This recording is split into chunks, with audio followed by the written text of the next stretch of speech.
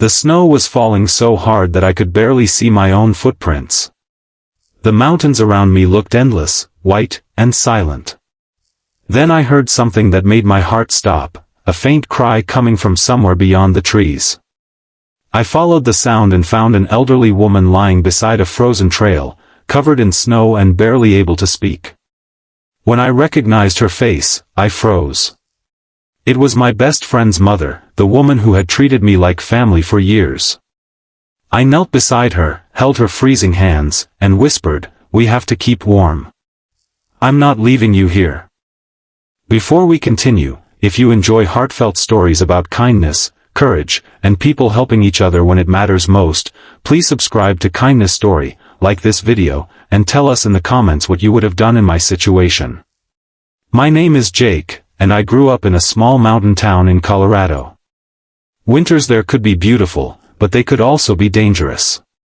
The mountains looked peaceful from a distance, but one wrong turn during a snowstorm could turn into a life-or-death situation. My best friend, Daniel, had always warned me about that. "Never underestimate the mountains," he used to say. "They don't care how strong you think you are." Daniel and I had been friends since high school.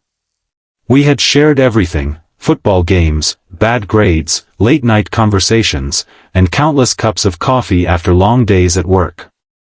His mother, Linda, was one of the kindest people I had ever known. Whenever I visited their house, she would insist that I eat something before leaving. "You're too skinny," she would say with a smile. Even after Daniel moved to another state for work, I stayed in touch with Linda. She often told me that she missed her son terribly, but she was proud of him. One Saturday morning in January, Daniel called me. His voice sounded different. "Jake, I need your help." I sat up immediately. "What happened?" "It's Mom. She went hiking yesterday near the old mountain trail. She was supposed to be back before dark, but she never came home." My stomach tightened. "Did you call the police?" "They're searching, but the weather is getting worse. They're telling me they may have to stop the search temporarily." I looked outside my window. A heavy snowstorm was moving through the mountains. "I'm going to look too," I said. Daniel became silent. "Jake, please be careful." "I will." "You don't have to do this." I remembered Linda's face and the countless times she had helped me when I needed someone. "Yes, I do." I packed warm clothes, water, food, a flashlight, extra batteries, and a small emergency blanket. Then I drove toward the trailhead. By the time I arrived, snow was already covering the road. I started walking. For almost 2 hours, I saw nothing except trees and snow. Then I noticed something unusual. A small red scarf was hanging from a branch. I knew that scarf. Linda. There was no answer. I moved deeper into the woods. "Linda. It's Jake." The wind swallowed my voice. Then, suddenly, I heard something. "Help." I ran toward the sound. And there she was. Linda was sitting against a large tree. Her coat was covered in snow, her lips were pale, and one of her legs was trapped beneath a fallen branch. "Jake?" I dropped to my knees beside her. "Oh my God, Linda." She looked at me and tried to smile. "What are you doing here?" "Looking for you." "You shouldn't have come." I shook my head. "You know me better than that." She tried to laugh, but she was too weak. I quickly cleared the snow around her and checked her leg. Thankfully, it didn't look badly broken, but she couldn't stand. The temperature was dropping fast. I knew we couldn't stay there. "We have to keep warm," I told her. I helped her move away from the wind and found a group of thick pine trees that offered some shelter. I used branches to block the wind and wrapped the emergency blanket around her. Linda looked at me. "Jake, what if nobody finds us?" "They will." "What if they don't?" I looked directly into her eyes. Then I'll make sure we stay alive until they do. She started crying. Not because she was hurt. Because she was scared. I'm sorry, she whispered. Daniel must be terrified. He is. But he's going to see you again. I gave her some water and a little food. We sat together under the trees as the snow continued falling. After a while, Linda began telling me stories about Daniel when he was a little boy. He once tried to build a snowman in the living room, she said. I smiled. That sounds exactly like Daniel.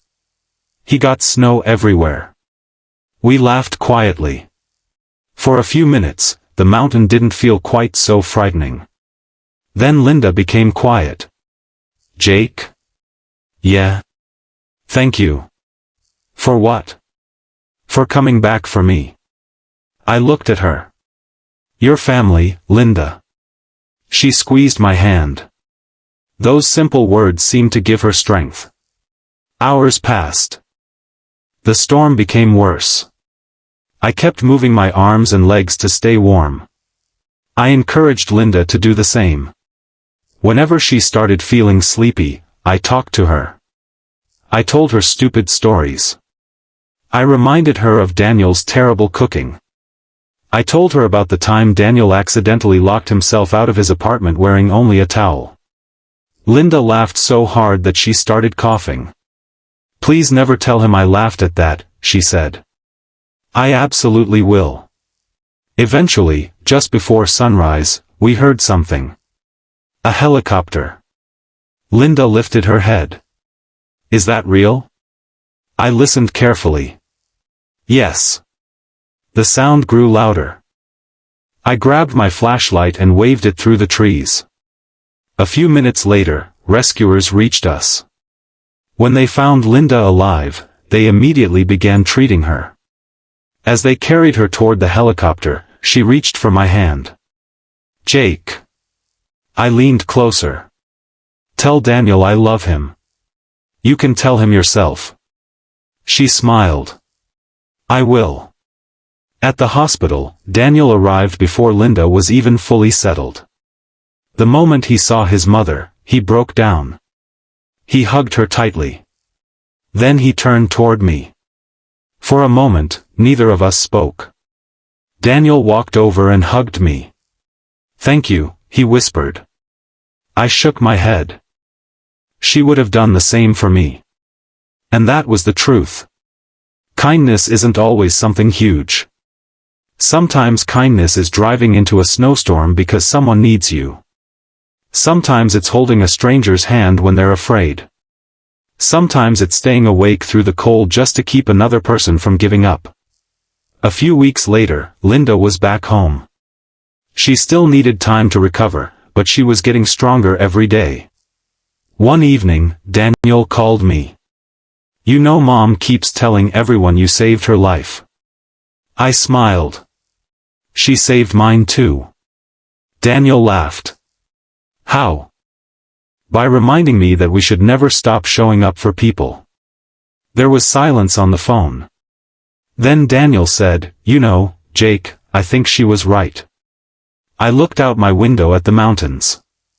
They were covered in snow again, but this time, they didn't look quite as frightening. They reminded me of something important. We never really know when someone around us is struggling. A neighbor might be lonely. A coworker might be hurting. A stranger might simply need someone to notice them. And sometimes, the smallest act of kindness can become the reason someone keeps going. So if you ever have the chance to help someone, don't wait for the perfect moment. Reach out. Stay. Listen. Be kind. Because one day, you might be the person someone needs to find in the snow. And when that moment comes, I hope you remember what I learned that night in the mountains. Sometimes, saving someone doesn't begin with a miracle. Sometimes, it begins with simply saying, we have to keep warm. I'm not leaving you.